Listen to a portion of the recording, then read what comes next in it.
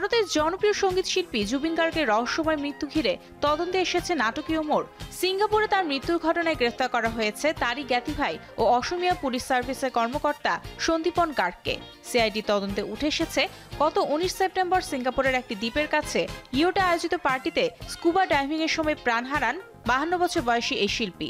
সে পার্টিতে উপস্থিত ছিলেন সন্দীপন সহ আরও কয়েকজন ঘনিষ্ঠজন। ঘটনার পরপরই শুরু হয় একের পর এক অভিযোগ, রহস্য আর তদন্ত। ইতিমধ্যে জুবিনের ম্যানেজার, ব্যান্ডমেট, ইভেন্ট অর্গানাইজার সহ 4 জনকে গ্রেফতার করেছে পুলিশ। আর্থিক লেনদেনের অসঙ্গতি মেলায় তদন্তে যুক্ত হয়েছে এনফোর্সমেন্ট ডিরেক্টরেট।